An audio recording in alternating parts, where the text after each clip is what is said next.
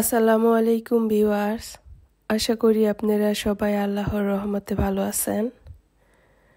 আমি প্রতিদিনের মতো আপনাদের মাঝে চলে আসলাম আরও একটি ছোট্ট ব্লগ ভিডিও নিয়ে। আজকের ভিডিওটি আপনাদের সাথে শেয়ার করব হাতে মাখা খুদের বউয়া, আমরা যেটা বোয়া বলি আর কি। এটা হচ্ছে বাসমতি চালের খুদের বউয়া। তো এটা আজকে আমি কিভাবে রান্না করি আপনাদের সাথে শেয়ার করব, আর আমার দৈনন্দিন কাজকর্ম যতটুকু পারি সম্ভব হয় আপনাদের সাথে শেয়ার করব। আর আমার আজকের এই ভিডিওটি যারা দেখা শুরু করেছেন, আশা করি মনে করে একটা লাইক দিয়ে সম্পূর্ণ ভিডিওটা কন্টিনিউ করতে পারেন। আর ভালো লাগলে আমার সম্পূর্ণ ভিডিওটা কন্টিনিউ করতে পারেন। আমি আশা করি সম্পূর্ণ ভিডিওটি দেখলে আপনাদের কাছে ভালো লাগবে। তো সেই আশা নিয়ে আজকের ভিডিওটি শুরু করলাম। এখানে হচ্ছে খুদের বড়া রান্না করব। এটা হচ্ছে বাসমতি চালের খুদ। তো এটা হচ্ছে আমি হাতে মেখে রান্না করলাম। আর আলুগুলো একটু মোটা করে কেটে দিয়েছি। এখানকার আলুগুলো খুব তাড়াতাড়ি সিদ্ধ হয়ে যায়। আর এই খুদের বড়াটা হচ্ছে আমার অনেক বেশি পছন্দের। যখন নাকি আমার কোনো কিছু রাঁধতে ইচ্ছে না করে, তখন হচ্ছে আমি এটা তাড়াহুড়ো করে আর কি হুটহাট রান্না করে ফেলতে পারি। আর আমার কাছে খেতে আর কি অনেক বেশি ভালো লাগে। আর এখন আমি এটা হাতে মেখেছি, এখন একটু ভালো করে চুলাতে একটু ভেজে নিচ্ছি, এতে করে স্বাদটা আরও দ্বিগুণ হয়ে যাবে। তো এটা এক একজন এক একভাবে রান্না করে খেতে পারে। তো যারা খাননি চাইলে ট্রাই করে দেখতে পারেন, অনেক বেশি মজা হয়। এটা আমার কাছে ভর্তাও প্রয়োজন হয় না, এতটা আমার কাছে ভালো লাগে। আমি ভর্তা ছাড়াই আর কি খেতে পারি। তো যেহেতু ফুলকপি ছিল না, তো আমি ফুলকপি দিইনি, শুধু মুসুরির ডাল আর বাসমতি চালের খুদ আর হচ্ছে আলু দিয়েছি। তো আমার কষানো প্রায় শেষ। এ পর্যায়ে এসে আমি একটু করে পানি দিয়ে দেব। তো পানিটা আমি অত বেশি দিব না, কারণ এই চালগুলা খুব তাড়াতাড়ি ফুটে ওঠে। আর আমার চুলা তো ওই রকম করে তাপ হবে না। তো এই ইলেকট্রিক চুলাতে এই পাতিলে ওই রকম তাপ হয় না।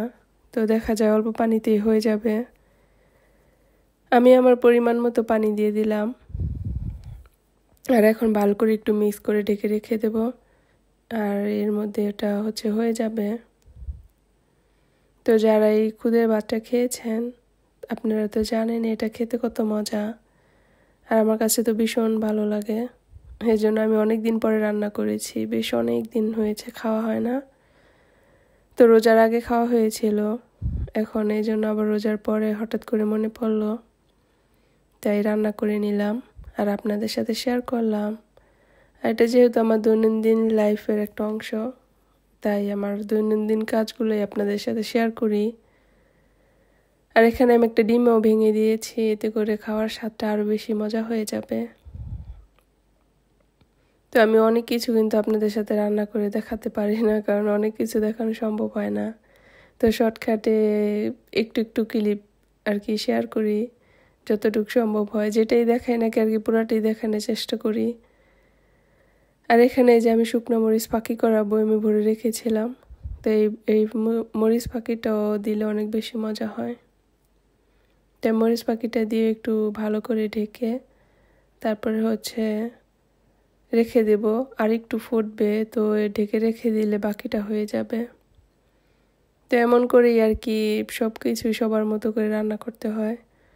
আর এটা খেতে অনেক বেশি মজা হয়। আর এই শেষ পর্যায়ে আমি কিছুটা ধনেপাতা দিয়ে দেব।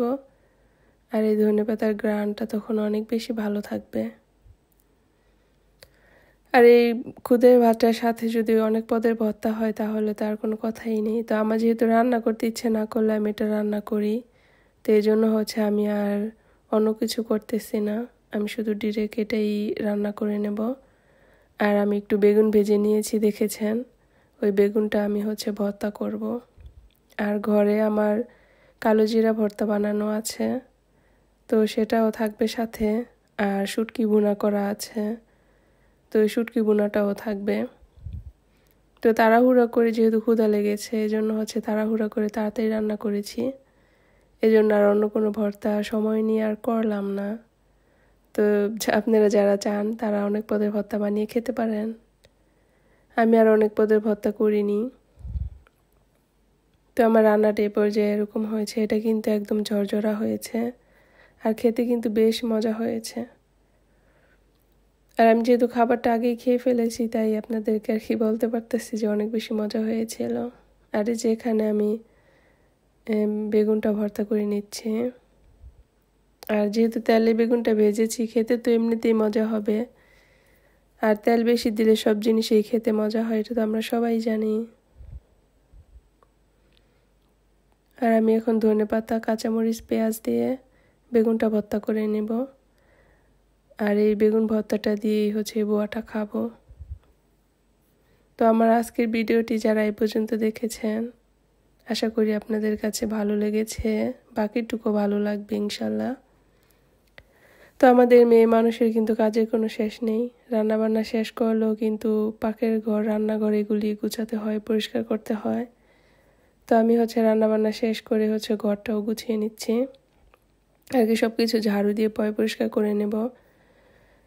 আর এগুলো তো প্রতিদিনই করা হয়, প্রতিদিন তো আর শেয়ার করা হয় না। আর এখানে আমি যে সব কিছু দিয়ে সাজিয়ে নিচ্ছিলাম, কালো জিরা ভর্তা, আর হচ্ছে বেগুন ভর্তা, আর হচ্ছে শুটকি ভুনা। তো এরকম করেই হচ্ছে খাবো। আর দেখেন বেগুন ভর্তাটা কিন্তু অনেক বেশি মজার হয়েছিল, তাই আপনাদেরকে দেখিয়ে দিলাম। আর এটা হচ্ছে শুটকি ভুনাটা, আর খুদের ভাতটাও কিন্তু একদম ঝরঝরা ছিল। আর এরকম খুদের ভাত নিচে থেকে একটু হালকা হালকা পোড়া পোড়া লেগে আসে, ওটা খেতে কিন্তু আরো বেশি মজা হয়। তো আমার কিন্তু এরকম অনেক সময় বলি আপনাদেরকে এরকম খাবার দেখলে ভালো লাগে, তাই আপনাদের সাথেও মাঝে মাঝে একটু শেয়ার করি। এটা হচ্ছে এরকম হালকা নরম নরম ভাত দিয়ে ভর্তা মেখে খেতে অনেক বেশি মজা হয়, তাই আপনাদেরকে মেখে খেয়ে আর কি দেখিয়ে দিলাম এরকম করে খেতে হবে। তাহলে এটার আসল যেই আর কি স্বাদ, ওটা আর কি পাওয়া যাবে। আর যে অঞ্চলের খাবারের মজা কিন্তু সেই জানে, আর অন্য কেউ আমরা যতই বলি না কেন, অন্যরা হয়তো বা বুঝবে না, তারা হয়তো বা ভাববে যে এটা একটা কি খাবারের কি হলো, কিন্তু আসলে যার খাবারের স্বাদ সে জানে। প্রত্যেকটা এলাকার প্রত্যেকটা ডিস্ট্রিক্টের খাবারই আলাদা, আর এটা স্বাদও আলাদা। তো আমাদের কাছে ভালো লাগে তাই আপনাদের সাথে শেয়ার করলাম। আর আমার দৈনন্দিন লাইফস্টাইল যেমন, ওটাই আর কি দেখায়। তো এদিক থেকে হচ্ছে আমি ঘরটা পরিষ্কার করে নিচ্ছিলাম। আর আমার ঘর হচ্ছে রান্না করার পরে যদি ঝাড়ু না দেই, আর যদি এই যতটুকু সামনে খালি আছে কার্পেট ছাড়া, এতটুকু যদি না পুছি তাহলে আমার কাছে ভালো লাগে না। এজন্য হচ্ছে আমি ভালো করে হচ্ছে ঝাড়ু দিয়ে হচ্ছে পুছে নেব। আর আপনাদের সাথে এই জন্য শেয়ার করলাম, কারণ ওইরকম করে তো কিছু দেখাতে পারি না অলসতার কারণে। আর এই জন্য যতটুকু সহজ হয় সহজটুকু আপনাদের সাথে শেয়ার করি। আর আমরা সবাই কিন্তু এরকমই, সারাদিন যতই কাজ করি না কিন্তু দেখাই তো অল্প একটু। তো যতটা ইজি মনে হয় সব কিছু এতটাই ইজি না। যে এই লাইনে আছে সেই হয়তো বা জানবে এগুলি করতে অনেক কষ্ট আছে। তো আমার আজকের ভিডিওটি যারা এই পর্যন্ত ধৈর্য ধরে দেখলেন, আপনাদেরকে অসংখ্য ধন্যবাদ, আর মন থেকে অনেক দোয়া আর ভালোবাসা রইল। আল্লাহ হাফেজ।